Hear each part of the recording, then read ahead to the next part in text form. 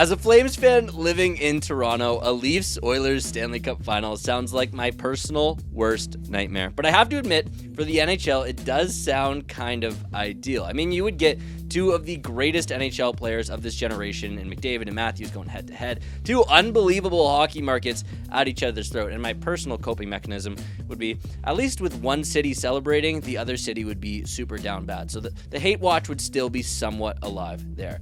But there are tons of options here for Stanley Cup Finals matchups, and today we want to talk about which ones would be the best. So welcome to Top Shelf. I'm Aidan Thakkar, joined by my guys John Matisz, Levi Smith, no Kyle Cushman today. I think he might be just preparing for this Leafs game today. Yeah. Just be sitting there sweating. And so maybe like last week, Leafs were up 2-0, and it felt like, oh, this Leafs team, they were playing differently. They were playing this Berube hockey. They weren't getting rattled.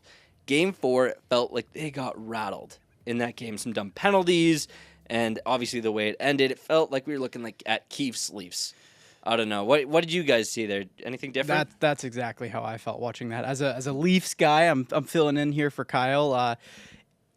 Game 3 was a little bit different because they were still scoring, but a game without Leafs goals, especially in the playoffs, you really start to kind of get the flashbacks and stuff of like, oh man, here we go again. So I think it's nice. This is why they won the Atlantic Division. They get home ice, so they haven't really had a chance to go through something like that, and then they get to come home. So I think this Game 5 is the whole series, to be honest. Does it feel like a must-win for you, John? Yeah.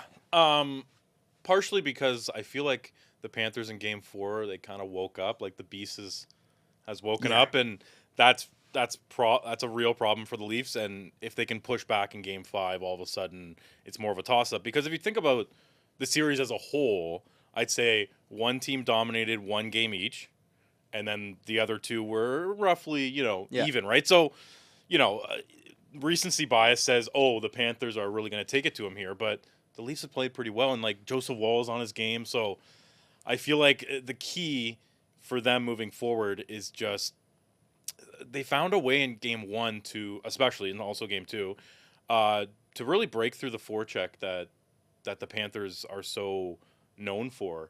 And, they're defenseman pinch and like really, really aggressively. And for whatever reason, in the, those first two games, the Leafs were able to sort of chip the puck out and go on fast breaks.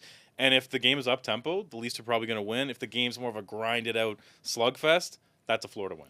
I think they also have to keep it from how Game 4 ended, right? With the Domi Barkov thing and Tkachuk kind of like giving pretty much death threats to Nylander across the benches. Like they have to stay away from that because that is Florida's game, and Florida will win that game. The officiating has already been questionable in basically every single game. There's been weird calls, missed calls, weird player safety decisions and stuff. The Leafs have to play the same hockey that won them Game 1 and 2.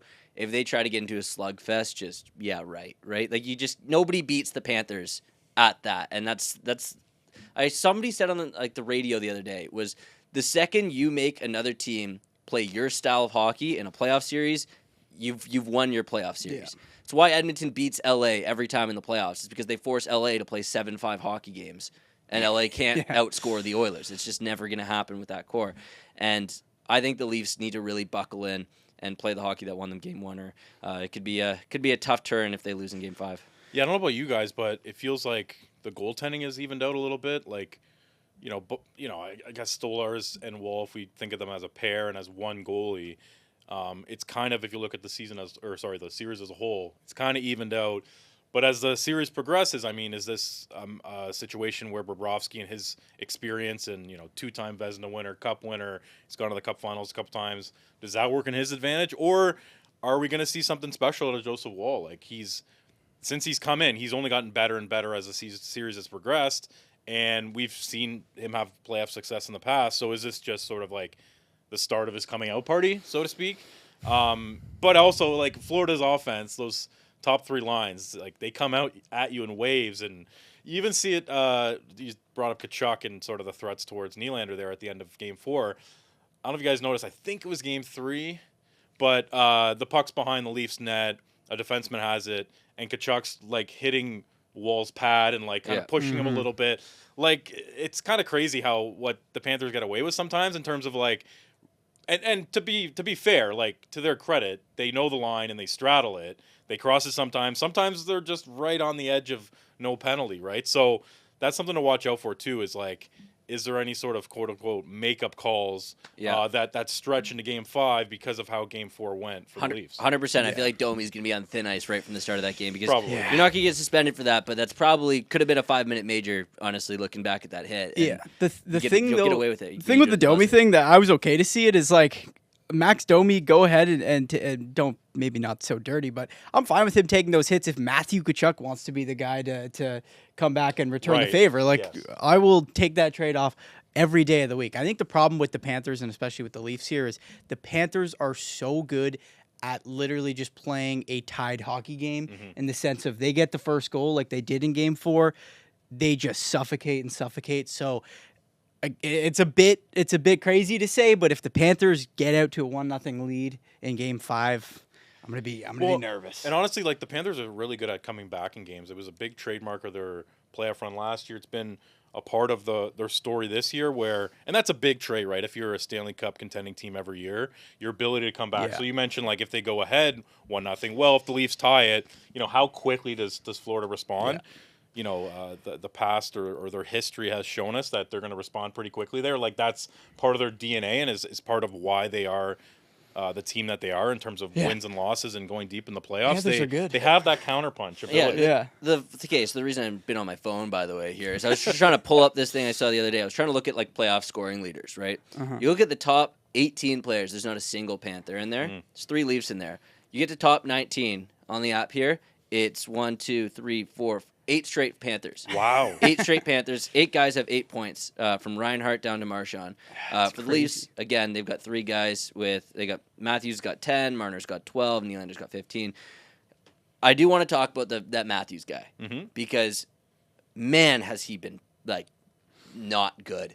He's been fine. He hasn't been a negative on the ice, obviously. And I saw people saying online, like, Matthews doesn't need to be scorer if he's like winning his matchups and stuff like that. Well, no, Matthews needs to score. He's supposedly a top 3, top 5 player in the league, and he's yet to take over a game in this playoffs, I think, like at all. He's the highest paid player because he scores goals. Right? And he's not scoring goals. I think it's maybe he's banged up. Obviously, he's been hurt all year, kind of off and on. I think it's pretty obvious that he's hurt, but to your point, like he's playing well enough defensively. He's winning a ton of draws. He's, distributing the puck decently. Like, he has 5 primary assists in this playoffs. He has 10 points, a point per game. Like, it's not like he's been invisible. But there isn't that sort of bull through the neutral zone where he picks up speed and his jersey's flapping and, he has deception on his shot. Like, none of that. The power play is not revolving around him like it usually does. There's obviously something there with his shooting ability. Maybe it's a mix of injury, confidence, and the Panthers being all over him. Like, if you mix that all together, he's getting a lot of shot attempts, but a bunch are missing the net. A lot are getting blocked. And then in Game 4, he has that power play opportunity right in front of Bobrovsky. It's kind of point blank, but Bobrovsky comes over so nicely that there's no spot to shoot other than right in his chest. So it's a problem for the Leafs because their bottom 6 is giving them nothing, and you don't look at those players, the Scott Laughtons and Lorentz and whoever, and go, oh, they're right on the edge here. They're going to score for sure in Game 5. No, they're not.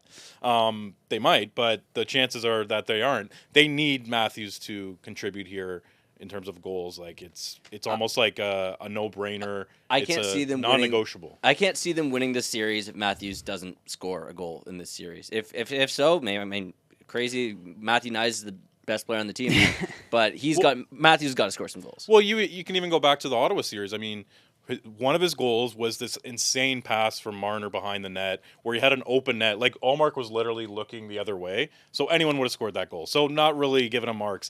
His other goal in the playoffs was actually a nice, like, along the ice goal on the power play from the point. But other than that, that's all he's given the Leafs in terms of goals, and that's not good enough for 13.25. I think what separates, and it's not rocket science, that Connor McDavid's better than Austin Matthews, but I heard a stat. Don't quote me on this, but I'm pretty sure it's the stat that I heard. Since Game 1 of their series against the Panthers, or it might just be playoff games against the Panthers, The Matthews line hasn't scored on the Barkov line at 5-on-5. 0 goals when those two lines are matched up. Now, I know on one hand you have literally 2 Selke finalists, which is crazy, in Barkov and Reinhart. Obviously, they're going to shut them down, but you get paid the way you do. You see what Connor McDavid did against that line in the Stanley Cup Finals last year. There's a reason he won the Conn Smythe. This is what makes or breaks generational players, and Austin Matthews clearly is breaking right now. So until that trend gets bucked, I don't really see a way that the Leafs can come out of this series. 100%. If you're going to be that good of a player, you got to be more than a point per game in the playoffs. Yeah, you got to score on the Selke guys. Another Hart Trophy kind of candidate guy who has just stunk it up in the playoffs is Connor Hellebuyck. And so I do want to get into these matchups later, but I want to talk about Hellebuyck and Matthews because I want to ask which of these two players has been like the bigger playoff disappointment. I feel like it's Hellebuyck, right? I think it's Connor Hellebuyck just because of how good he was in the regular season. He had like his best numbers ever. He's a Hart finalist, nominee, let alone being up there for the Vezina. But the Jets have been able to survive with how bad he's been. Not to say that the Leafs haven't. I don't know. It's a fine line because when you're a goalie and you're bad, it's like the most noticeable thing ever. And I guess if they lost against the Blues, like this would be a completely different story, which they probably should have. But he's at least keeping them in games, albeit not very pretty. I don't know. Something about his road splits are so bad. They're terrible, and I think he had the worst goals against, worst save percentage. He probably still does in the playoffs. His road splits, I think he's got like a 540 goals against and like an 840 save percentage. But nobody's exactly like making up for him. They're kind of like, we get to watch him be bad, whereas with Austin Matthews, he gets to kind of take a back seat because Marner and Nylander are doing so much carrying. So I think Hellebuyck has been worse. But I don't think that means that Matthews has been good by any means. Yeah, I think it's a bit of an apples and oranges thing, right? Because the goaltending position is so different than forward or defense. But I think I would lean Hellebuyck because, like you said, like it's like expectations coming in. You know, we already knew that Matthews was having a bad season by his own lofty standards. We knew he was struggling through an injury. So it's like, is it super surprising that he struggled in the playoffs to score goals? Not really. He scored 33 in the regular season. Like, it is what it is. But with Hellebuyck, it's a bit perplexing. I mean, 4 road games, 4 losses, and 3 times he got pulled. Like that's a crazy trend, and that's obviously across 2 different teams. And if you look at just if you go past his whatever it is, 848 save percentage, and go into something a little deeper, his goals saved above expected is -8. So he's allowed 8 more goals. That's some Stuart Skinner stuff. Right there. Like, 8 more goals than these expected goals models expect. So that's some wild stuff. And hey, some of it is the Jets system. I mean, if you look back on some of these goals, especially in the Blues series, I mean, Luke Shen has been a disaster. When Morrissey was out, DeMello had some real problems.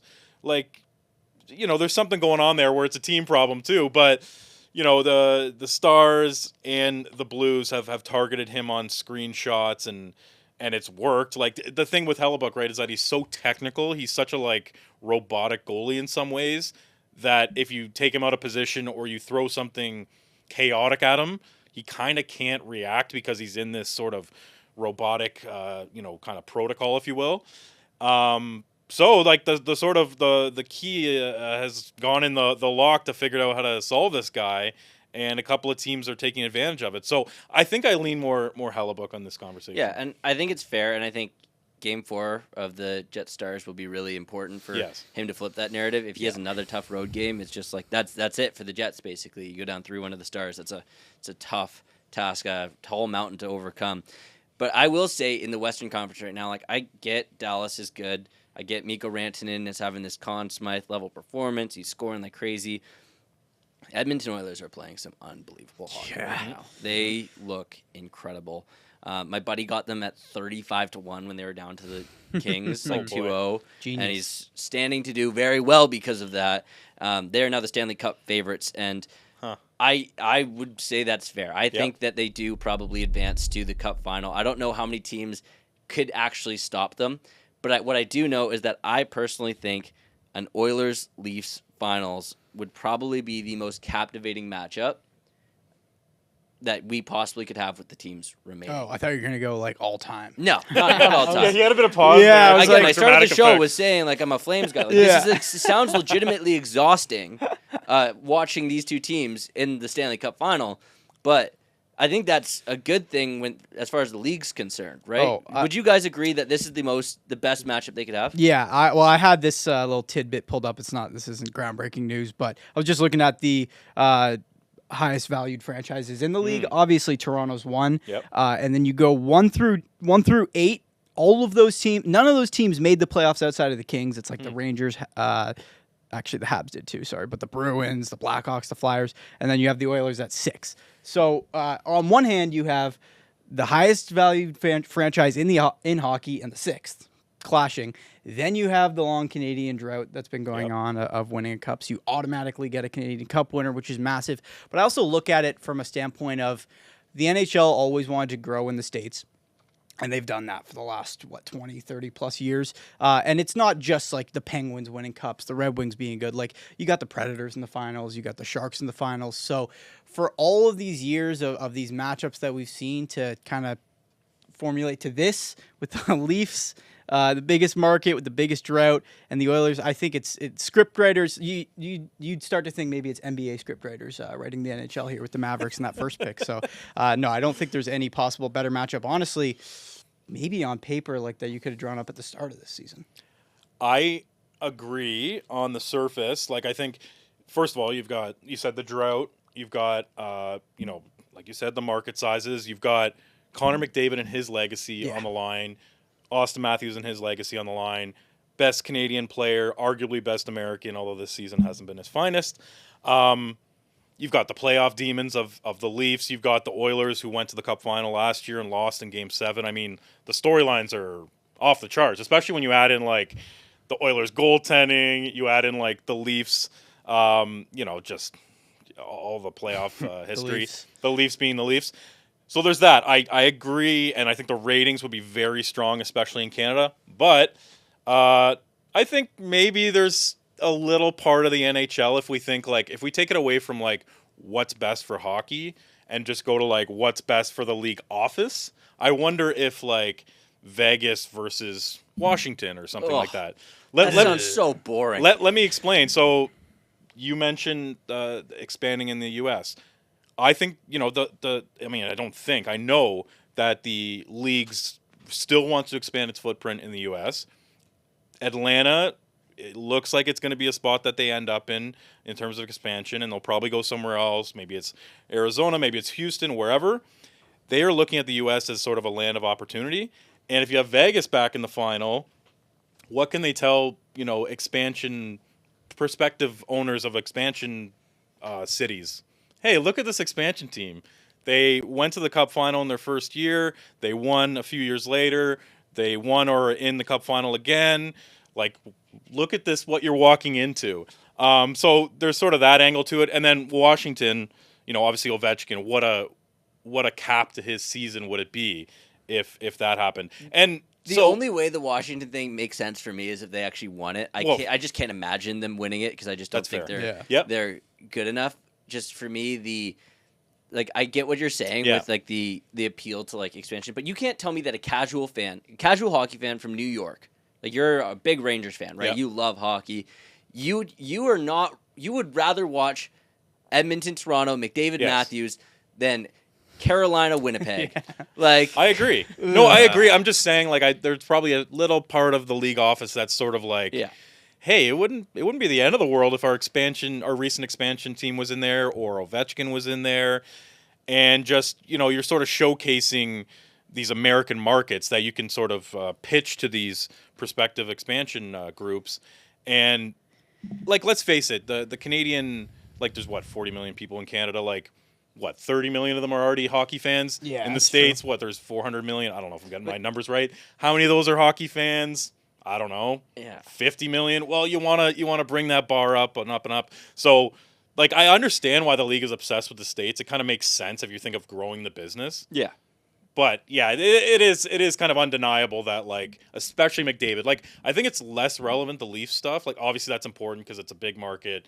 And the drought, like, it's an amazing amount of attention that would be on the league. But I think the McDavid thing would bring a lot more, like, casual fans to the couch to watch every game and every second, where it's like, this is the Michael Jordan or the Wayne Gretzky or the Tom Brady of this generation for this league.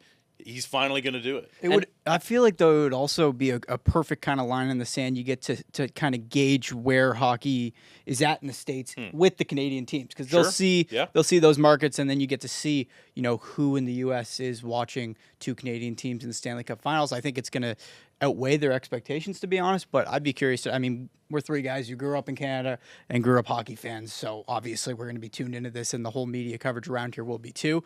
I'd be curious to know, like, if anyone watching this is in the States, how fired up you would also be for this finals. Yeah, and I mean, you can put it under the lens of a Canadian team is going to win the cup, but you can also put it under the lens of two of the greatest players, probably two of the greatest players of this generation, going head to head in a cup final. It's the equivalent of getting like a Sid Ovi Cup final. There's never been that rivalry between McDavid and Matthews, like, at all. I think people have tried to tease it, but it's never been like that. And their buddies off the ice. But, there's no, like, animosity. But you know what I mean? Like, you're taking the two pillars of the sport, the Canadian, the American, that went head to head at the Four Nations. Like, this has been such a good year for hockey. Yeah. Four Nations with Ovi, with the cap going up.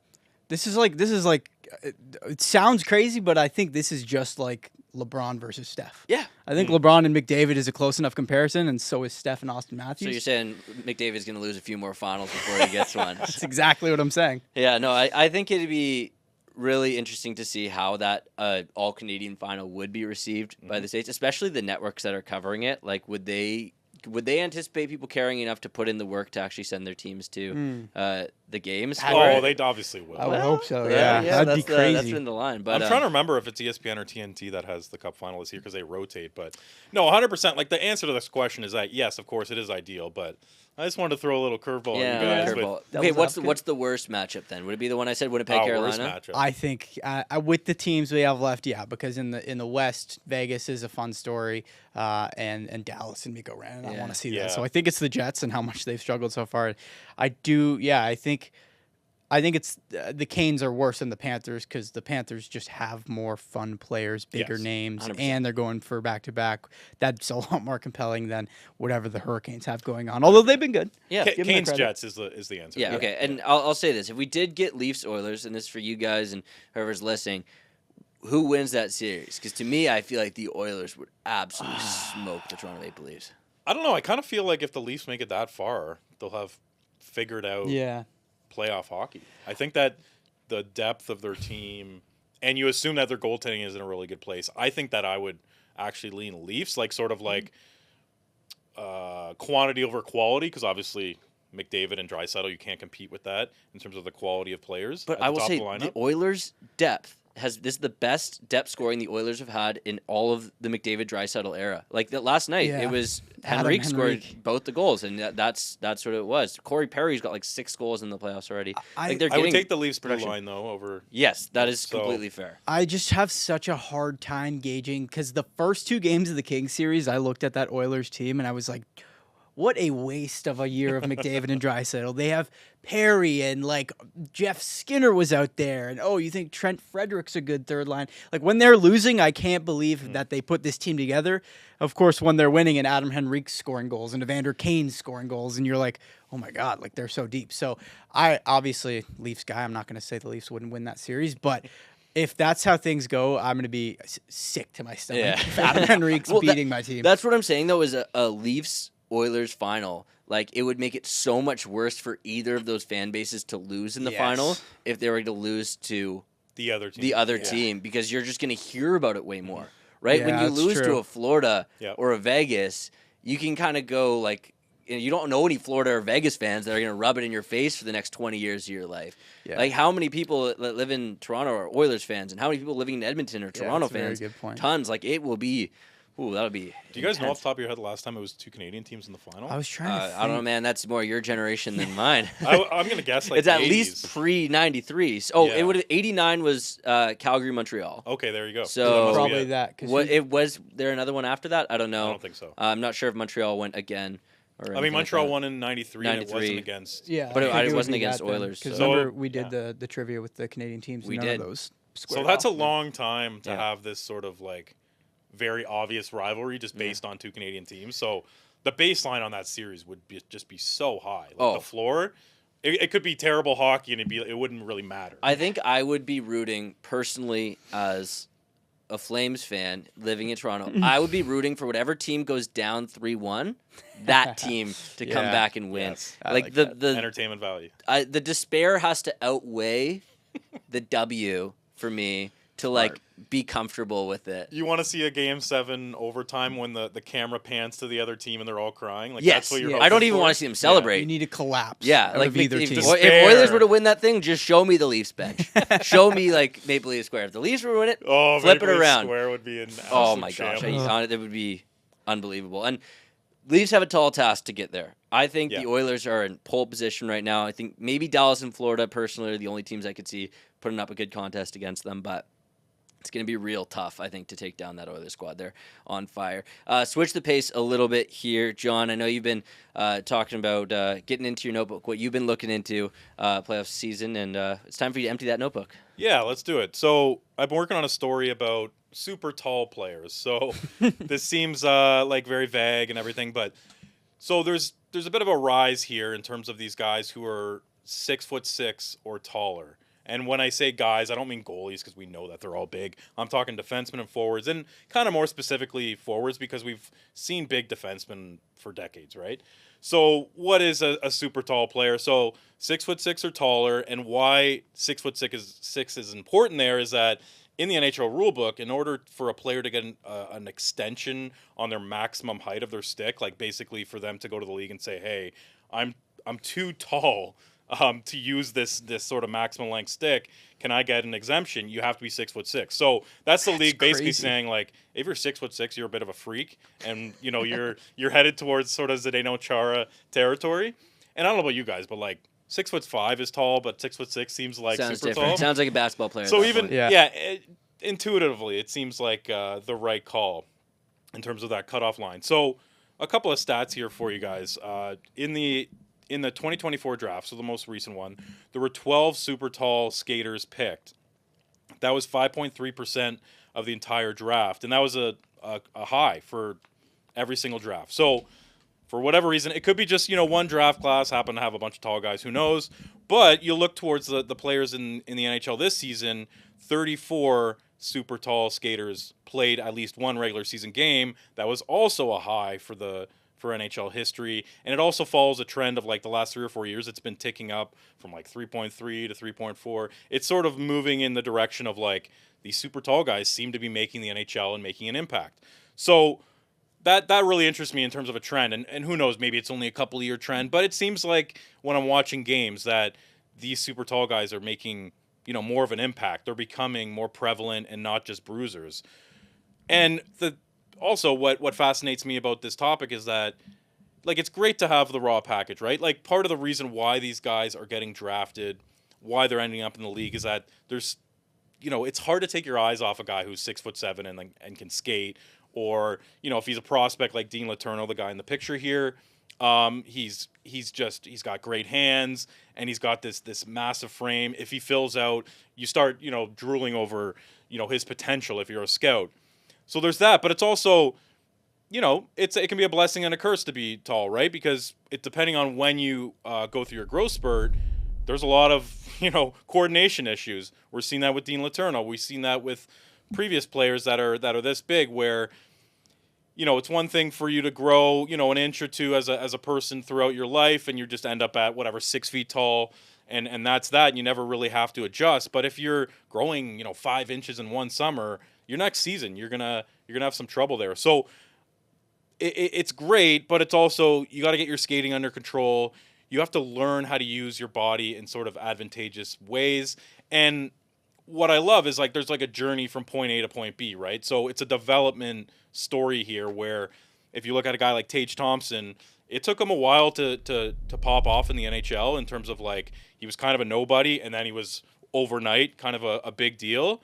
And that's because he was getting used to his body. I talked to him for this story that I'm working on, which, I'm still reporting out, but he was basically saying that one of the main things for him was that, one, he had to grow into his body. He had to put on some more muscle as he got lankier, but also he grew up as a small guy. He had this big growth spurt. So as a small guy, he had all the skill, and he would just expose the puck when he was skating. It would just be in front of him because that worked out perfectly fine. But when you're taller, all of a sudden the puck's way out there. Defenseman can just swipe it away. So he shortened his stick. He kind of changed the line of his stick so he could stick handle near his feet more. And also he learned to sort of protect the puck in a different way and go wide. And it's a process, right? You got to trust your instincts. You got to gain confidence in practice, in games, and sort of get in that mindset of like, I am now a big guy and I can use my height to my advantage and my frame to my advantage. And you look at a guy like Dean Letourneau, he's going through this right now. He's at Boston College. He did not have a good freshman year, but I think part of that is just, this is sort of part of the process. You get drafted as this, incredible raw package, and that next year after your draft, it's not going to go well. And I think the Bruins knew that when they drafted him, and we'll see how that all turns out. But another guy that's interesting to me is Alexei Protas. So he's 6'6". He's one of the fastest players in the NHL. And again, kind of like Tage Thompson, where he kind of just popped off, not out of nowhere necessarily, but like he went from being like a third liner to a top line player in one season. He scored 30 goals this year. And again, skating was a big factor. When I talked to Protas about this, he said another thing was stamina. Because you're big dude, like it takes a while to get going, and it's a big sort of toll on your body to go through 45-second shifts, and you can't even get to the end of that shift without being gassed. So one of the things was conditioning. When you're a big guy, you got to kind of train differently, and you've got to build your body differently. So that's something that Protas has figured out. He's figured out his skating. He also worked on his base a lot, because if you think about the skating, you need to have that good lower body to move all that big frame along and get up to speed. And Protas has certainly figured that out. Like I said, one of the best skaters in the league, and he's 6'6", and he's not like 6'6" lanky. Like, he's a massive dude. You think about like kind of Matthew Nyes and how he's kind of a linebacker type of look. Protas is basically that with 3 inches more. So yeah, anyways, one of the biggest things that I took away from reporting the story, and again, I haven't finished it, but I just find it interesting and I wanted to bring it to you guys, was there's some guys that get stuck in just being the tall guy. Like, you look at Elmer Soderblom of the Red Wings. He's 6'9", so he's basically the forward version of Zdeno Chara in terms of being freakishly tall.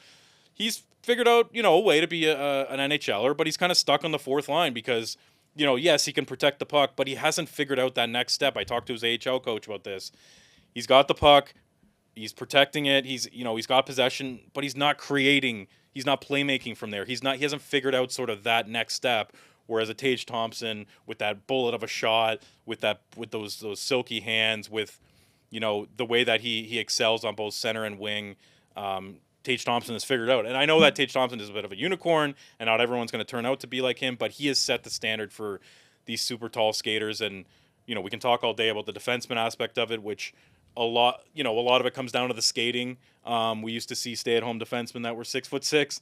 Now you just can't be a slow defenseman no matter how tall you are. So anyways, this is a bit of a trend, and I wanted to bring it to you guys. 100%, and thanks for that. And I think it reminds me of like the NBA too. Remember when Porzingis gets drafted, they call him like the unicorn. It's this 7-footer that can shoot and can dribble, and it's like, oh, he's going to be one of a kind. Now it's like, how many 7-footers in the NBA are there that can run the floor and shoot? All of them can. Yeah. And you look at the NHL, it's like, okay, 15 years ago, I mean, I don't even know what the cutoff is. The cutoff's obviously 6'6". I don't know how many guys are actually 6'6", but you think of like guys who were drafted early because they were tall and they could skate, like a Tyler Myers, whatever. You go through it, but now you're looking at like a couple guys in the draft this year, like Roger McQueen, super tall, skilled guy. Yeah, it might take him a little bit, but the ceiling on a tall player is getting higher because these guys. Well, funny there, but is because these guys are like learning to play skilled as well. Yeah. A guy I went to high school with, Curtis Douglas. He was in the Leaf system for a long time. Yeah, 6'10", whatever. I remember he being pretty skilled early on in high school, and he was like 6'1", but he blew up in height so quick. Obviously, he's still good enough to make the NHL, so not taking anything away from it there, but I'm just saying that it's hard to catch up to it. It's hard to catch up to it, but some of these guys are starting to do it. Some of these guys that are growing more steadily are starting to learn to play the skilled game kind of throughout their growth spurt rather than kind of losing it or leaving it behind. Well, it's funny that you mentioned Curtis Douglas of all the people, because way back when I was like, I don't know, 10. So this guy was like hitting his growth spurt. I was playing against him for a couple years, and he was just the big guy. He was obviously good, and everyone could tell he was better, but compared to some of the other players that are growing up in the minor, like there's much more skilled players than guys like that. So I think the development is the most integral part, where like if you're at the age of like 12 and you know you're going to be a monster, just to be able to hone in on your skills then versus you get to 6'6" or 6'8" when you're like 17 and it's like, well, I don't have any hands because I was just the big guy. I don't know, maybe the coaches were even throwing those guys on defense and they had no time to develop any of their skill sets. Defense are goons, basically. Exactly. And now we're being patient with these players. And look at the result. You get a Tage Thompson, a guy that nobody thought was going to be a first-line player, scoring 5 goals in basically a period a couple of years ago. I mean, he had the most 5-on-5 goals this year. Like he was very under the radar, incredible for Buffalo this year, and continued a trend of him being a star in this league. And like, there's a bit of a fork in the road for these types of guys, right? Where, and you kind of hit on it, Levi, where it's like if you haven't built that base of skill as a smaller guy before you have the growth spurt, then you're going to end up where it's like, basically Matt Rempe, where it's okay, you're 100%. A massive dude and you don't have enough skill to really make a difference, goals and assists. Your skating is good enough, so you're worthy of being on a fourth line. You're not going to hurt us necessarily, but like you're now a fighter, man. You're now like if you want to make the NHL, like you have this sort of like back door of like being the tough guy. Whereas say you think of Dean Letourneau, so again, he's 6'7", he's looks kind of like Tage Thompson on the ice. He has a long way to go to enter that Tage tier, but he was telling me before the draft, like he's a small player stuck in a big player's body, and he's got to figure out how to use his big frame to his advantage without taking away from that small player playing style. But he also said, like, hey, if push comes to shove and I can't sort of get my skill up to NHL level, like I'll pivot to Matt Rempe because I want to make the NHL. You know what I mean? Like it's interesting. Where again, the raw package, it's like scouts are looking out there. They're like, this guy's 6'5" every day. This guy's 6'7". Looking at him, like the potential is endless if he fills out. And it's funny, right? Like agents and scouts will also look at the parents. Oh, the parent is 6'7". This guy's 6'1". He's probably going to grow to 6'5", right? They start projecting based on how tall the parents are, and it's interesting that way. But like, yeah, the defensemen, they've always been there, the big, tall guys. I think the main thing with them is the skating. If you're tall now, you have to be a good skater as a defenseman. But the interesting facet of this is the forwards, where you're just seeing guys in the top 6 that you wouldn't normally see 100%. Back in the day. More of them, I would say, where the skill level is there. Roger McQueen, as you mentioned, this draft is a good example of that. Well, I feel like we could talk about this forever, but we do have one more part of this show to get to, and that is our trivia for the day. And Levi, take us away, man. Yeah, well, speaking of tall guys, I've got a tall guy-centric trivia here. Yeah, there we go. Awesome. I feel like I wasn't showing enough love to the goaltending position over the last course of playoff-centric trivia, to be honest. It's a lot of player-based stuff, so I thought what better way than to do a draft battle with you guys. All right. Okay. Focused around goalies. Very, very simple, but fun because there's going to be some interesting polls that I want to see if you guys can get off here. Playoff wins by active goalies is the topic. So it's just the most wins, and I will preface it with saying, is this what you're about to ask? Marc-Andre Fleury is not on the list. I was and all active as in like they play in games, because there's some guys like LTIR, like Carey Price and stuff. Oh, yeah. Just active this year, I think, is the data that I have. So, yes, just the most playoff wins. I'll let you start, John. What do you think? Who's your first pick? Vasilevsky is a good pick. Yeah, fair enough. I'll go with Bobrovsky. Bob. All right. One more. Okay, pick who else each. is a veteran? Jonathan Quick? Jonathan Quick. There we go. I was waiting for some. That's a good pick. Some backups. Yeah. Okay, then. The Islanders had a bunch of runs with Varlamov, but I don't know if I want to go there yet. I kind of gave that one though. I don't know if that's an early pick. Maybe it's bait. Here. Pardon? You could just be trapping him. I could be trapping him. Could be sneaky. Take Varlamov. Never He's did got anything 4. Yeah. For him. Let's go. Crap, I don't even know where I want to go with this. Maybe Freddie Anderson. Freddie Anderson. Been hurt a lot, but a lot of playoff runs. Like pretty much his entire career. So I'll go with Binnington here. Jordan Binnington for John. I like it Nice. so far. Okay, I will go with Varlamov. All right, Aidan. Couple conference finals. John didn't take the bait. Aidan scoops back up that is Varlamov. actually good. Three Pre picks. Sorokin. those- 3 picks each. I will tell you guys this.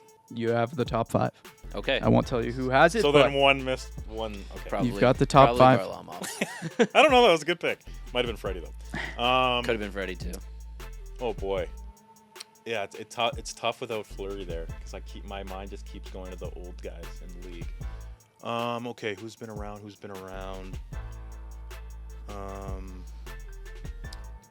Let's see here. I'm just gonna go with Aidan Hill. It's Aidan terrible. Hill. Just Ooh, terrible. interesting. I mean, Couple playoff runs, but only like 3 years to work with there, right? Yeah, and there's just been some in and out of him and other goalies during the playoffs. Aidan Hill's off the board. We go to Aidan. I will go with Igor Shesterkin. That is good. Igor. It's a very I don't solid know pick. if it was a good pick, but Feels like a good pick. Yeah. You guys are doing Good solid so runs. far. I'll tell you. I'll tell you that much. Is there a sneaky one here that we haven't got to? There is. He's 6th on the list. Ooh. Very sneaky. I can't say too much. I feel like Okay. it's got to be a backup, playing somewhere random right now. Yes. Ish.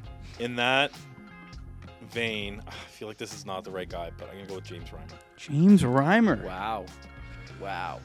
James Reimer from John. One more pick left for Aidan. My gosh, I have like this weird feeling about Jake Allen, but I feel like it can't be. Yeah, I don't know Jake how Allen. often he's been in the crease. He's probably been in playoffs. Yeah, he's been in the playoffs for like a lot of teams, but he's never the starting guy. So I don't know I don't know if I'm ready to die on that sword. I think I'll go with Stuart Skinner because he will have a safe amount of wins here. Stuart As Skinner. a floor pick. I don't think I'm going to get that guy who's number 6, though. That is a solid floor pick. This is fun. I'll tally these up. I'll tell you guys now. I was going to say, the one guy you're missing here, the unicorn, he's kind of prevalent right now because it's the Leafs' new backup. Matt Murray. Oh, okay. man. I thought, no, that was a name that went Matt Murray. across my head, but I was like, Well, he had the cup runs. he had the cup runs, I guess, but I was like, a lot of those cup runs, he was mixing time with Fleury, and I was just, Better I than should have Freddie gone. I should Anderson. have gone to Murray. I should have gone Yeah. to Murray for sure. Better I just than felt like Reimer. how long was he actually in Pittsburgh before going to, Like 5 years? Like 5 years, Yeah. yeah.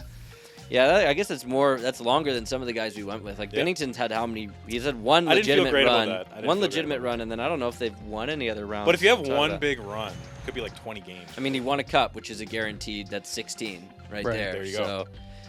So you had a couple safe picks with Aidan Hill and Bennington. Yeah. All right. This was tight. Good for you guys. Yeah. You missed Matt Murray and then a couple more. Jake Ottinger was also right there. John Gibson, was he high? John Gibson, 19th with 11. Well, I was thinking a lot of the end of Anaheim era years was Freddie Anderson as well. Yeah. Right? Oh, Yeah. Because Freddie Anderson I started guess you're over right. Gibson. So Yes, okay. So we start with John's picks. I'll go through them 1 through 5. Vasilevsky, 67, good for first most. Sorry, he had the most. Nice. Jonathan Quick, 49. I believe he was third or second. I'm getting these numbers wrong because Oh, I'm in trouble. Fleury was on the list. well, he was on the list, but you didn't count. I him. didn't You count him excluded him. myself. Yes, Vasilevsky first. Quick, was third. Jordan Binnington, a little bit down the list. He only has 23, believe it or not, which is crazy because he just has 6 more than Aidan Hill, which is crazy. So Aidan Hill with 17, and then James Reimer. Yeah, I don't know about that pick, man. James I Reimer don't with know why. 5. Okay. I was just thinking of a backup that's been around. I'm like, Well, you accumulating one here. Getting one there. close to the right vein and like a Leafs backup, but yeah, James Reimer with 5. So 156 for John. We go to Aidan's. Bob was second, 51. Freddie Anderson, amazing pull. Yeah. He was 4th on the list Oh my with God. 44. Yeah. He's been around forever, man, and always in the playoffs. Like, Yeah. I think he's been in the playoffs pretty much. I just have in my head that he's always hurt. It's like, Yeah. how could he accumulate? But he always if he's comes back hurt? to the playoffs with Yeah. the Canes. So. And then the next guy behind him was Varlamov. Another Nice. good pull, 32. Igor with 23 and Stuart Skinner with 20.